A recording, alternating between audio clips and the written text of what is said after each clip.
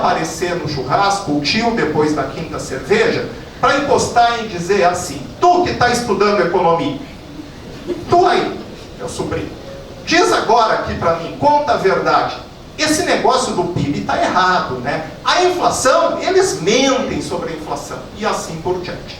A gente já deveria ter essa noção. Mas aí, no ano passado, o blog do Instituto Liberal, o sítio do Instituto Liberal, publicou uma pérola sob o título A Complicação como Método Ideológico. E uma das fontes da complicação, ou seja, da busca de gerar escuridão e não luz, foi, pasmem, a estatística. A estatística pode justificar virtualmente qualquer coisa e esconder a verdade, ao invés de trazer esta à luz. Bom, o texto foi retirado do blog, o blog se retratou em relação ao texto, porque também xingava a física quântica, tá? E ele se retratou em relação ao texto, mas o mais curioso de tudo é que depois retirou a retratação. Mas isso é parte da coluna social. O que eu quero destacar aqui é que há uma certa quadratura no ambiente público, tá, pela qual qualquer coisa que cheire à estatística não é bem-vinda. Ou é mentirosa, ou complica, ou. Tá? Bom.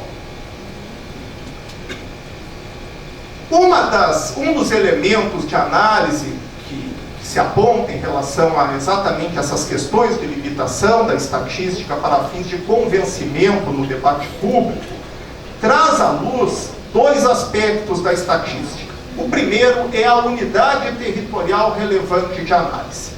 Eu não vou me estender aqui, eu vou logo no ponto final. A conclusão aqui é basicamente a seguinte: é importante sim que se lide com agregados nacionais, mas tão importante quanto é a gente começar a dar conta de realidades locais ou regionais, e a Lúcia já apontou alguma coisa nessa direção.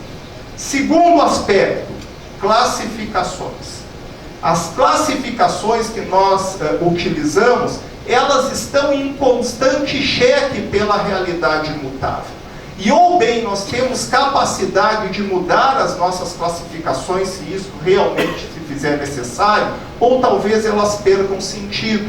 A ilustração que traz aqui para esse entrechoque, domínio público, geração de conhecimento, se refere a políticas de gênero, de etnia, etc. Ou seja, ou bem os nossos sistemas de classificação começam também a responder a questões dessa natureza, quanto à inserção de nós, indivíduos, no mundo em geral, e aqui em especial no mercado de trabalho, ou o poder da estatística, mesmo para os racionalistas, pode ele vir a sofrer aí alguma consideração dessa natureza, ou até algo bem mais sério.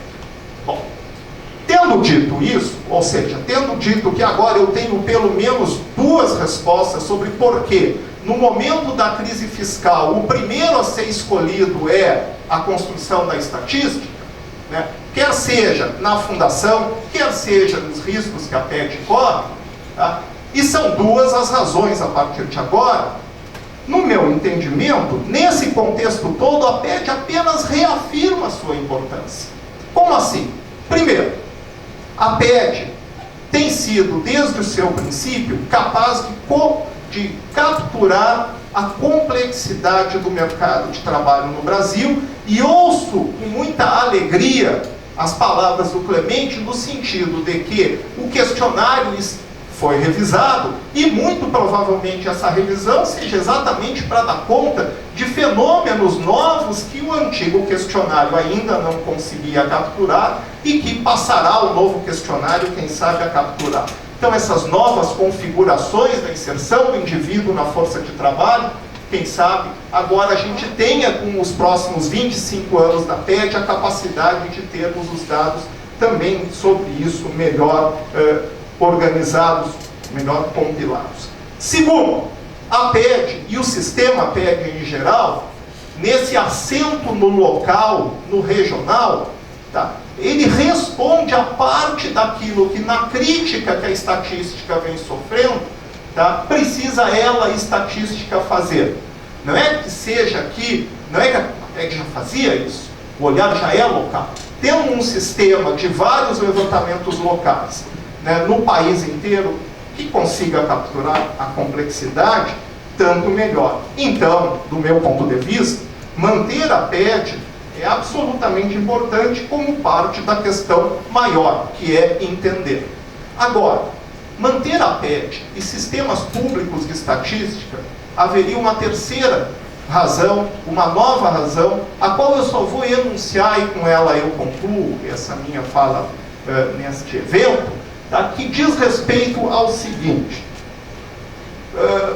Hoje em dia, e aqueles que lidam com isso, é crescente a possibilidade de se identificarem padrões de conduta de indivíduos, de grupos da população, de populações bem maiores, mediante aquilo que se convencionou chamar de o Big Data.